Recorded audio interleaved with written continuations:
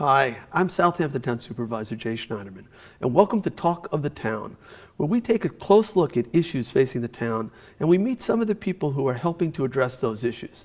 Today we're talking about preservation, primarily land preservation, and I am joined by Mary Wilson, who is our CPF coordinator. Now, the CPF stands for the Community Preservation Fund, and Mary has been working for the town for a number of years, coordinating this program that is funded with taxpayer dollars when people buy land. And Mary, maybe you could start out by explaining how we got this fund and how it works. Who pays it, the buyer, the seller, and what type of, how has it helped us preserve our landscape? Sure. The transfer tax was voted in by the voters of all 5 Easton towns in 1998. It's a 2% transfer tax on all real property conveyances. So it's not a tax every year on resident homeowners. It's just when property transfers, the buyer pays 2% of the purchase price into a dedicated fund. Each of the Easton towns has a dedicated fund, and the money is then solely used for land preservation and historic preservation. Right, so the money, so again, it's paid by the seller or the buyer? It's paid by the buyer. It's paid by the buyer. Yes. Okay, but sometimes it's built into, I guess, the price. Sure, in a way. It can be, but it's paid at the closing table. And it's 2%. So if and there's an exemption, right? So a first-time home buyer exemption. Yes, the first $250,000 of all conveyances is exempt. So you're then taxed 2% above that. Above $250,000. Yes, but in addition to that, there is a first-time home buyer exemption that completely exempts the home buyer. And there's criteria for that, a certain income threshold and a purchase price threshold of the home. If you meet those thresholds, you don't have to pay the tax. And that was instituted a few years ago, I think, to sort of give relief to people who were buying their first home and scraping together enough money to buy the home and pay the closing costs, and to lessen the impact on them. Okay, and so now this fund, this 2% tax, has been generating quite a bit of money off the real estate market. Typically, the town of Southampton sees around, what, $50 million in a year, something like that, recently? Yes, between 50 and 60 million per year. And in the town of Southampton alone, the fund has generated over $700 million. Over $700 million now. Since it's been in place. Since it's begun. Yes. In 98, 99, we started collecting the funds, yes. Right, wow, $700 million. Yes. And we've used it to buy how much land now? Over 4,000 acres. Okay, 4,000 acres. And there are different categories of property that we can buy, right? So you mentioned historic properties, and then open space and agriculture, right? Farmland. Yes. And recreational properties as well, right? Yes. Active recreation as Yes. well. So are there some properties that you can name that people might be familiar with that were acquired through the CPF fund? The first one that comes to mind is the Good Ground Park, which is in the Hampton new, Bays. Right, the new beautifully developed How many park. acres was that? That's a total of 36 acres. With the lower 1/3 has been developed into a formal park, active park, and the other 2/3 will be left natural with trails. That was acquired over 10 years ago, so that's taken a while, but. So that would have been a housing subdivision if it wasn't acquired? That's right. Okay, but now it's a community park with a amphitheater. Yes. Right, that's very exciting. Okay, well, what about some of the others? I mean, Hot Dog Beach is one, right, in Hampton Bays? Yes, we've acquired several properties along Dune Road, both on the bay side and the ocean side. The former Hot Dog Beach, which you mentioned, we did acquire also with CPF funds. The Maritime Park on the canal. The Maritime Park on the canal, yes. The old Girl Scout camp in Hampton Bays. Hampton Bays. The East Quogue Village Green, that was acquired with CPF funds. Right. Now, we've also acquired property in the Southampton Village. Right, we've some parks there, and Sag Harbor Village, and so the fund is available within the entire township. That's correct. We've also acquired a few marinas. I think the Conscience Point. Yes. Right, marina was acquired. The Conscience Point Marina, a very small marina in East Quogue that's called the Bay Avenue Marina. Another marina in East Quogue, which we call the Pine Neck Marina, and soon we're going to be acquiring a 9-slip marina in West Hampton called the Beaver Dam Marina. Right. So I mean, I think one of the amazing things, I guess, about the CPF is the effectivity of the program is evidenced by the lack of change.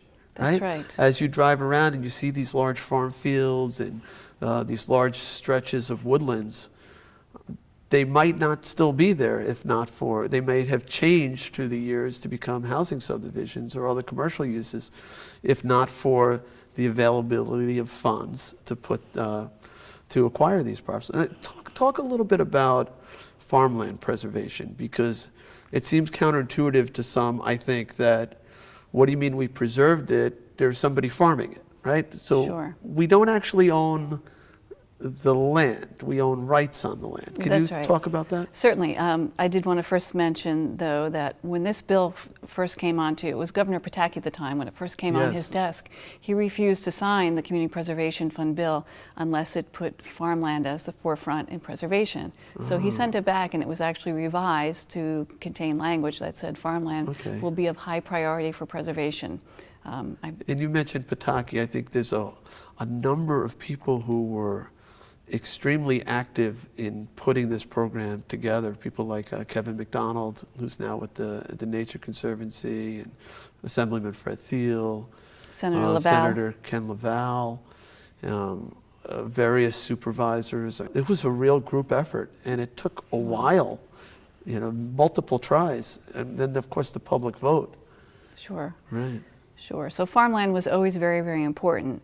And the tool in which we use to preserve farmland is called a deed of development rights.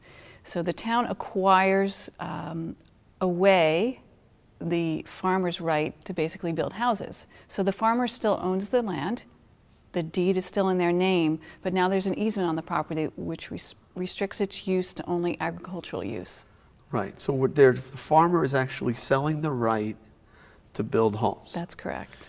Right, to develop it for any use other than agricultural uses. Yes. Now, through the years, we've been modifying that purchase of development rights program, expanding it because there are so many uses that are considered agriculture, from horse farms to nurseries to sod farms, greenhouses, that we've been trying to figure out ways to incentivize food production and keep the land affordable to young farmers.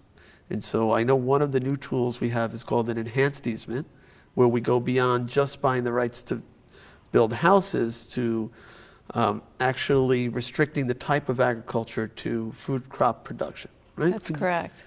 The enhanced easement requires 80% of the farm field to be in food crop production at all times, and prohibits uses such as equestrian, no horse farms, no nursery stock, no wineries. Some of the higher valued uses that were out competing food farming. That's right, so that we can retain the prime ag soils, keep local food in the market, which is very important to us these days.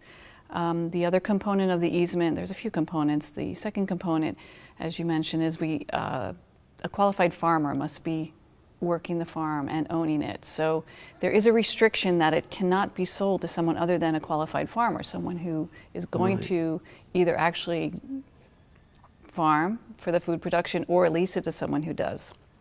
And then also, importantly, the easement restricts the purchase price going forward. Right. So that these if they local ever farmers, sell it, yes, we have a maximum resale value, so it stays affordable. So it stays affordable to farmers. Right, because if you speak to some of the local farmers here, often they own land and they also lease a lot of land so that they can run a larger operation. Sure. And they lease land because it's getting so expensive for them to own it. This is a way to keep it in food production, keep it farmed, and also keep it affordable for the local farmers to own and operate.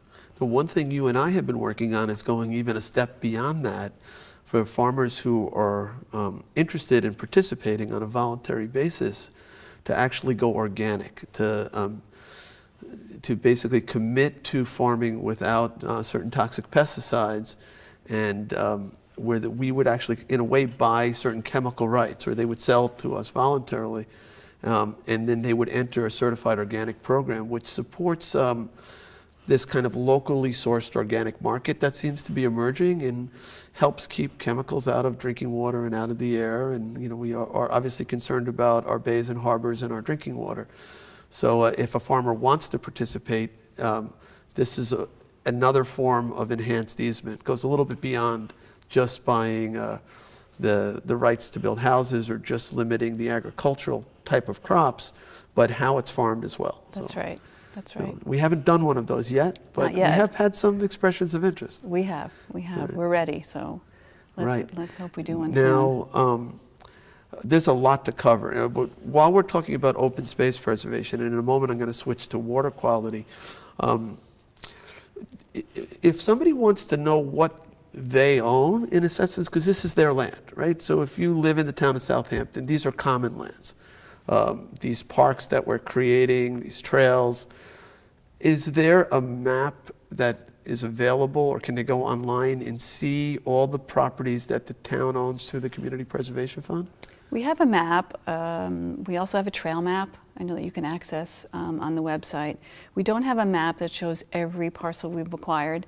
We'd like to sometime in the future perhaps have that map where you can hover over a property or an area and it'll pop up showing you what properties are preserved and how you can access them and what the purpose of the preservation was. Now, That's something we hope to do. Are we still labeling those properties, the CPF properties? If you drive by and you see a certain sign, then you know that that's owned by the Community Preservation Fund? Yes. Yes, we're trying to get signs up. Sometimes the signs are elusive and we've got to go back and repost, but we are doing that. Well, let's talk a little bit about water quality. So Okay. a lot of the land we've acquired, open space, is in water recharge areas, so that we're preventing development over our aquifer. Yes. But last November, we went a step beyond that. The voters modified the CPF program to allow some of the money to be used for water quality projects. And it went through overwhelmingly, I think like 80% of the vote, something like that, to allow 20% of the revenue. Now, you mentioned $50 million roughly a year, so like $10 million a year to go toward water quality projects. So that's a brand new program. And you've heard a lot of talk about nitrogen pollution. So I know one of the areas that has a lot of attention is changing septic systems to try to pull some of the nitrogen out before it gets into the drinking water and eventually up into the bays and harbors. Can you talk a little bit about that new potential, that new part of the program? Sure. The Water Quality Improvement Project component is very different because it's not land preservation. It's a much broader use of the funds to protect the water. We have a project plan which was passed by you and the members of the town board, which was required by state law, the Water Quality Improvement Project Plan. And we broke it down into 3 areas. We've got reduction of nitrogen and other nutrients and pollutants. There's remediation, and there's restoration. So the first focus is going to be the reduction, to reduce the nitrogen, phosphate, pharmaceuticals, all that's going into the water from the residential homes. So the first step, I believe, is setting up a fund where we provide rebates to folks who upgrade their sewage systems. And that's dovetailing nicely with Suffolk County approving additional innovative systems. Right, and the state is also providing grant money, and the county is providing grant money. Yes. So hopefully, if we bring all 3 of them together, because it does cost more to put these systems in. It does. Right now, though, there is some systems being studied that actually are not much more or competitive with conventional systems. So hopefully, as time goes on, there we'll see market forces bring the price of these systems down. But I think it's really critical that we start to rein in some of the nitrogen pollution. Nitrogen, when it gets into the water, acts like a fertilizer, because the fertilizers basically are nitrogen. Plants thrive, and algae is basically a plant that, with the high nitrogen loading, thrives, and we end up with these tides, the brown tides and the rust tides, the red tides, all kinds of tides. And those tides are problematic, right? So they block sunlight from reaching bottom plants. Sure. They decompose and draw a lot of oxygen out of the water. Some of them are toxic. Yes. And create problems for shellfish and become poisonous if you consume the shellfish. So we've had a lot of problems related to nitrogen, and I think it's important now that we have this this engine for addressing nitrogen the same way the CPF was our engine for preserving land. So tell me a little bit about yourself. Obviously, environmental issues and land preservation is something that's important to you. Yes. So how did you end up here in Southampton doing what you're doing? Well, I started in the town of Southold, working as assistant town attorney and handling their community preservation fund program about the time it came online in 1999. And I found that to be the most rewarding part of my job. I was lucky enough to see the opening here about 15 years ago and interviewed for the position. And it's been great because there's no other better reward than walking along the ocean and being able to say, sure, that's protected forever, or driving past a farm field knowing that that's going to be farmed forever. Walking through the trails in the woodlands during these times of intense development in the Hamptons and knowing that that will be there forever. Yeah, well, that is the way to preserve something, you know. I mean, you could try to zone or create easements and things like that, but down the road, all those things can be undone, where preservation is really forever. That's right. You know, it really is. So what other aspects of this program do you find interesting? Well, I know there's having that law background, you do a lot of the contract work, which yes, is really helpful. There's a committee, right? In terms of how do we decide which properties we should spend our money on? Let's go there and talk a little bit about that. A little bit about process, sure. Well, the law requires that in order for a property to be eligible to be purchased, it's got to be on our Community Preservation Fund project plan. That's a very exhaustive list, but it also is flexible in that we can add properties to it that we did not anticipate being eligible. So an eligible parcel then goes before our advisory board that meets once a month. By state law, they are tasked with reviewing everything initially and making recommendations to you and the town board. They make a recommendation to the town board. If you're interested in the property, it's then appraised to establish fair market value for the town. When we receive the appraisal back, we get the fair market value assessment. The town board decides whether or not I can be authorized to make an offer, and then I negotiate like a typical land negotiation at that time. Now, we'll typically do, what, 2 appraisals on anything over $1 million? Yes, Is that's that our policy. right? And then you bring it to the town, well, you bring it to the advisory committee, and, right. And then the town board makes a decision ultimately with that Yes, recommendation as to whether to move forward and make an offer. yes. And with the historic properties, do you also go through the landmarks committee? Yes, the Landmarks Committee does a review of properties that have been flagged or targeted as something of historic value. They'll review it and provide us with a report as well. Now, some of And the guidance. historic properties, a lot of people probably have been driving past in Bridgehampton the Nathaniel Rogers house. That was a CPF acquisition. Yes, And CPF fund is also able to be used to restore the building, that's correct. right? The historic restoration. Yes. And that's almost done. We're getting close, right? We're getting very close. We're preparing to bid out the final phase of that project, which is interior finishes and HVAC systems. So that will be on its last and final phase of restoration shortly. And then another one, the Lizon Hat Shop in Yes. Hampton Bays, that Yes. was also a CPF purchase, right? It was. The Lizon Hat Shop shares the property with the Prosper King House. They're both late 1800 structures. The Prosper King House was a resident, and then the Lizon Hat Shop, as you've seen, is a beautiful restored hat shop from at least 1896. I think even earlier. Somehow I think in the 1840s, 1850s, that was operational. Perhaps. It had a few uses, but its most famous use was as the hat shop. And it's now restored beautifully, Wow, as yeah, you've no, seen. it's extraordinary. It's Maybe all we'll original. have to do a show just about the Lizon Hat Shop. You may have to do the show in the Lizon Hat Shop. It's so Exactly. beautiful. It's real. No, Yeah. it's really incredible. And the Canoe Place Chapel, also in Hampton Bays area. Yes, that's also recently completed. Also, perhaps late 1800s, from what they say, that is completed. Right. So you're not only preserving the land, but you're preserving some of our early architecture and Yes. community buildings. That's exciting too. What are some of the challenges facing the Community Preservation Fund? Well, as time has gone on, the larger parcels have been preserved or lost to development. So The challenges now are to find pieces that create assemblages on already preserved lands. And also we're starting to focus on lands that have homes on them that maybe shouldn't have homes on them, or homes that were inundated with Superstorm Sandy or Hurricane Irene. And it's more appropriate that there isn't a home and a sanitary system on that site. So we've made an effort in a few areas successfully in removing structures and sort of retreating from development on these sensitive areas. One being West Tiana Road in Hampton Bays. There was a particular area that got hit very, very hard by the storms. And we were successful in acquiring 6 parcels with probably 8 structures, one being a motel, in a very low-lying marsh area.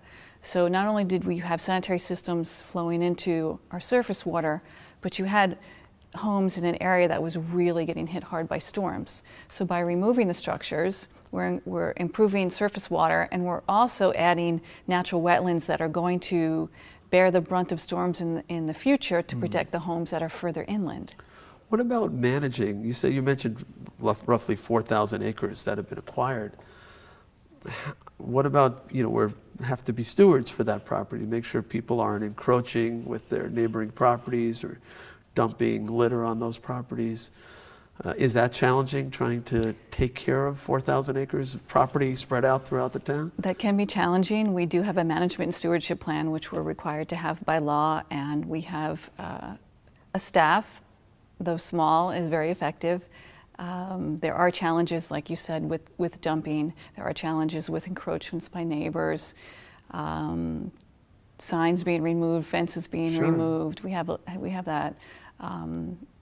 And we do annual inspections. Some areas require more.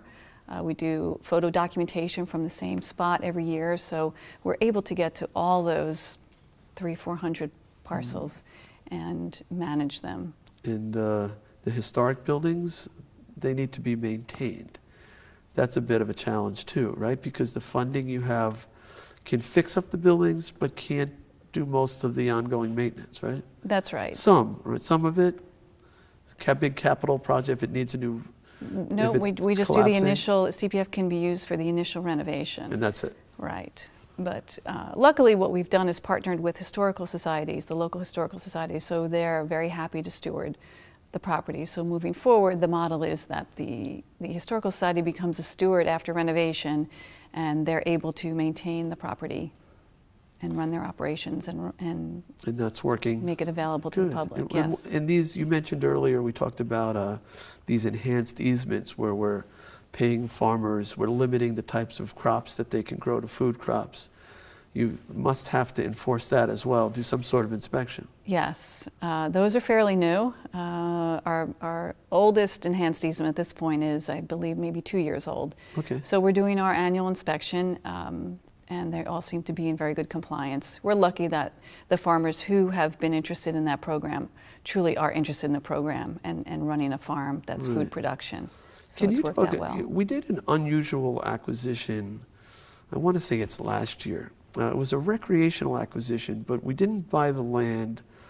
We bought the development rights, but instead of limiting it to farming, we limited it to certain recreational activities. And you know the property I'm talking about, right on County Road 39. That's right.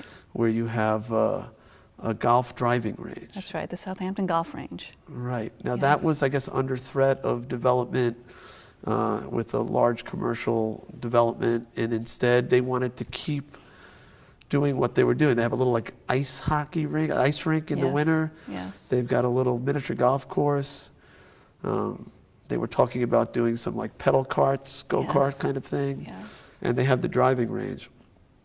And but I guess it wasn't, it was tough, to not be lured by the value of the land for commercial development, for car dealerships and things like that. The type of development you see on County Road 39, but a lot of the community was hoping it would stay this kind of folksy recreational use. And so to explain what we did there. That was a little different. As you said, we didn't buy the property outright. We don't own the property. The current owners are, I believe, 4th generation operating that golf range. They really wanted to stay.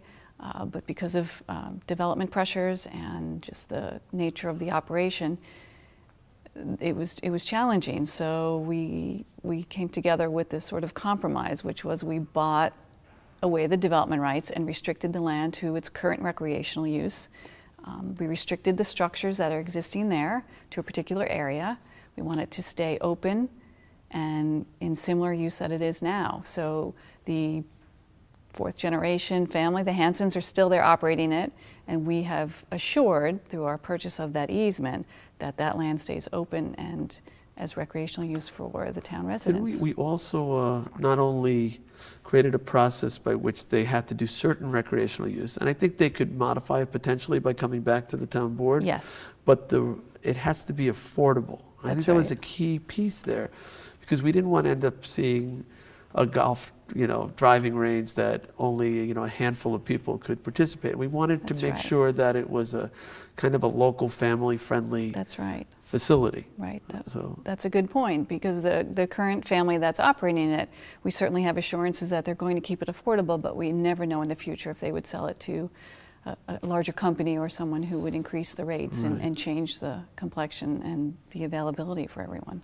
So that was really important. If somebody owns a piece of land and they're interested, rather than developing it, to see if maybe the Community Preservation Fund might be interested in acquiring it for preservation, do they call your office? How do they get their property considered? There's several ways that properties come to us. Folks call us, they email us, they stop into our office at 24 West Montauk Highway in Hampton Bays, right next to the Pocket Park, south of Good Ground Park, actually now. Right. Brokers will bring properties to us. If somebody wanted to call your office, what's the phone number? It's 631-287-5720. And we'll put that up on the screen so people can see it. You can't see it, but it'll be over there. So, no, that's great. So if people have particularly larger properties, primarily we're interested in environmentally sensitive pieces, right? Yes. And, as I look at, my priorities for open space, beach access is important. That people can get to, to public, to be able to enjoy nature. Because I find, people of average means sometimes, it's easy for somebody who's extremely wealthy to buy a house on the ocean. Yeah. But you want to make sure that the public can get to those places. I also find that we have some really unusual habitat here, endangered species of both flora and fauna that I don't want to lose. So I feel like, to me, a priority is to make sure we preserve those habitats, whether it's for shorebirds or for some rare plant that needs this very specific type of condition. I feel like we have a global responsibility to preserve those properties. Drinking water certainly is a priority. Recreational opportunities, those beautiful scenic vistas that everybody loves, to make sure that they're there. Am I leaving other priorities out that you have? No, you hit almost all of them. Wetlands. I'm not sure you mentioned the wetlands, but that's great habitat. Like you said, we're on the Atlantic Flyway here for birds migrating.